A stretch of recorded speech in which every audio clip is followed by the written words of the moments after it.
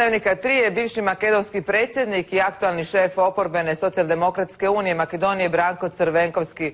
Gospodin Crvenkovski je na Skype vezi sa Skopljem. Dobro večer, dobrodošli u Dnevnik. Dobro večer, dobro snašao. Gospodine Crvenkovski, nemile scene iz makedonskog parlamenta obišle su svijet. Tko je kriv za sukob? Pa odmah direktno vam kažem, kriva je vlast i vladajuća većina koja je odlučila suprotno Ustavu, suprotno zakonu o radu parlamenta i suprotno poslovniku za rad parlamenta na silu da donese budžet, onemogućavajući opoziciju da obrazloži svoje amandmane. I naravno to nije bilo sve. Ono što je još gore, da je juče vlast, znači vlada, odlučila koristeći policijsko nasilje da bukvalno pretuče i izbaci iz parlamenta poslanike opozicije. Ja mislim da je to verovatno presedan u evropskim i svjetskim razmjerama. I još samo jednu rečenicu, da bi ostvarili taj svoj cilj, prethodno su odlučili da također policijskom intervencijom i nasiljem izbace prethodno i predstavnike medije, znači novinare, kako bi pokušali da to sakriju od javnosti. Naravno u današnjim okolnostima to već nije moguće, tako da, kao što ste i vi rekli, te nemile scene su obišle ceo svet. Kako je danas u Skoplju? Večeras je bila prosvjeda. Jeste, bilo je večeras, ne samo u Skoplju i širom Makedonije, u sve veće gradove.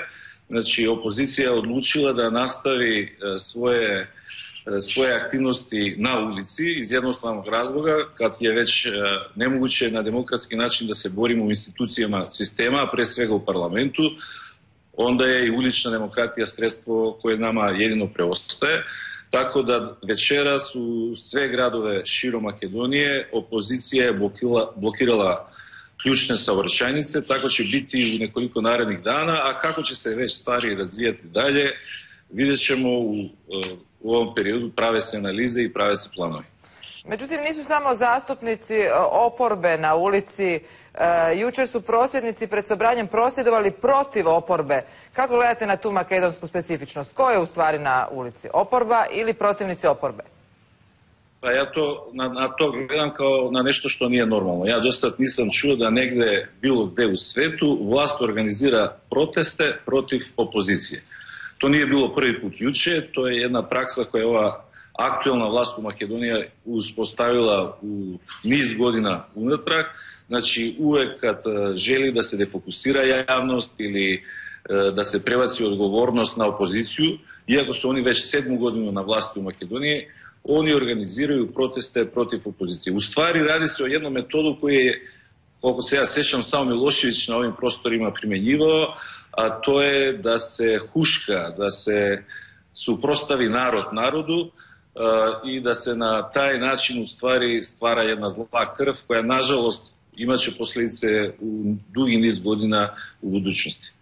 Međutim, predsjednik države, aktualni parlamenta, tvrdi da ste sukob izrežirali vi, neki čak tvrde da je ovo bio pokušaj političkog puča. Kako odgovarate na ovako teške optužbe? Pa puč se juče desio, međutim to nije bio naš cilj i nije bio puč planiran od naše strane.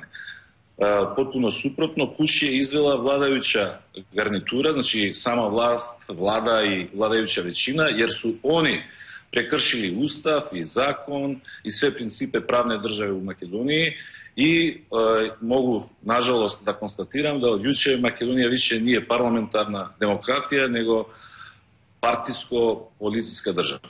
Evo i konačno, vaša ključna optužba je populizam vlasti, nemar prema državnim financijama. Bojite li se grčkog scenarija?